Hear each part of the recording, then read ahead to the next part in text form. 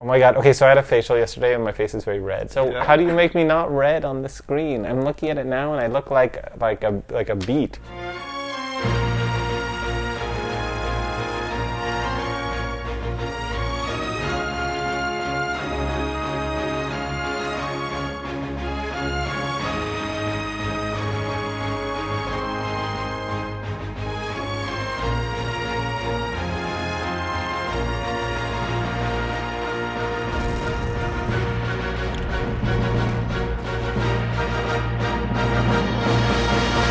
Hey, I'm Soman. And I'm June. And it's just us. Welcome to a very depleted episode of Evernever TV. Ramon has a job, which is so weird. I feel like Ramon goes home every night and he takes off his tie and he's like, I made a spreadsheet today. And then like all the kids of the world are deprived. I think we should have a petition to have Ramon not have a real job. Like, do you know what I mean? Like a petition. GoFundMe for Tell us in the comments below whether you agree and whether we should make this GoFundMe page. I feel like that's illegal. So today we're going to do 5 things you don't know about Book 5. And if you haven't read Book 5, don't listen to the rest of this because there's going to be lots of spoilers. But it's about time that we talk a little bit about the behind the scenes making of the book. Number 1 is that I deleted a whole chapter from Book 5. That deleted chapter follows Sophie inside the sheriff's enchanted sack. And so we know the sheriff brings this enchanted sack and he uses it to bring the kids to Camelot, but we don't know how it works. I decided to write a chapter to show you the inner workings of this magic sack. And it really was one of my favorite chapters. I think it's like super cool and it's fun and there's this whole like little fairy army inside the enchanted sack and all kinds of crazy things happen. Ultimately, when we took it out, we decided to publish it as an extra in the Target edition of Book 5 that June's holding right now. And it's at the very end, which is why the Target edition is a little bit thicker. Number 2 is that I knew I was gonna get in trouble for fans of the Coven because very early on, I had to make a decision as to who was going to get a little bit of short shrift. I couldn't have Merlin in Book 5. I knew that he was going to be a big part of Book 6. But the witches I knew was going to be more controversial because we don't really see them much in Book 5. Spoiler for Book 6, it starts with the witches. So you will learn what they were up to. Number 3, so you know Burt and Beckett, the 2 kids who make dung bombs? Those come from these 2 kids I met on tour in Dayton, Ohio. And I was signing books and these 2 blonde kids come up. One's like this and one's like this.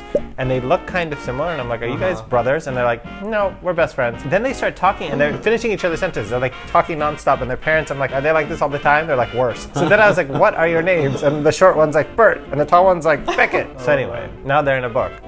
Burt and Beckett, if you're watching this, you are now officially characters and you can try to sue me and I will deny that this ever happened. So the 4th thing you don't know about Book 5 is that the last page, the way Tedros passes Agatha the ring, which is through a kiss. My editor, Tony, was like, what? Why does it have to be through the mouth? And I was like, I'm not changing it. I'm not changing it. And so we What if she choked? Ultimately, what it made me do was I had to rewrite it 100 times so I got the tone right. The last thing I would say is that whole Camel thing in chapter 26 was quite an accident. I remember writing the beginning of 26 and going to sleep and I had put a typo by accident. It was supposed to say, and then they all came, right? And I had typed, and then they all camel. And I was like, all right, great job, Soman. And I'm about to delete it. And I was like, oh no, there is a camel here. I'm excited what's going to be decided by typo in Book 6. What I realized about the creative process is usually my brain knows what's happening, but I don't. Like people are like, who's going to live? Who's going to die? I honestly have no idea. So, to wrap things up, I thought we would go over some of the best trailer theories that you guys gave. Okay, so this one is from Julia Judkins. To defeat Rion, I think they'll have to remember what Arthur said, unbury me. It could be straightforward and a hint could be left in his coffin, or it could be more metaphorical and they'll have to uncover more about Rion and Arthur's past to figure out the mystery in Camel. What? She totally figured out the book ahead of time. Yeah. Whoever this girl is a genius. This one is the most related to the trailer and using the trailer as evidence. It's by all the good usernames are taken, but their Instagram and Tumblr is Pumpkin Paperweight. Their interpretation of the trailer was that people who are statues because their fairy tale have made them figures of admiration, and the fact that their statues are breaking means that like their reputation is crumbling and under assault. That's really interesting. We had a different thought as to why they were statues. It was more about using the statues to kind of like seal them at this moment in time, and are they going to get free? But I love the idea. So this is from Ginger's Cowler. I have not read all the books yet. What I think is going to happen is Sophie, Tetros, Agatha, and this boy, Jerry, all are in Camelot. But Tetros and Agatha lose a bet with Jerry. So Jerry takes over Camelot with his queen at his side, Sophie. I just love that it's Jerry. Like, who's...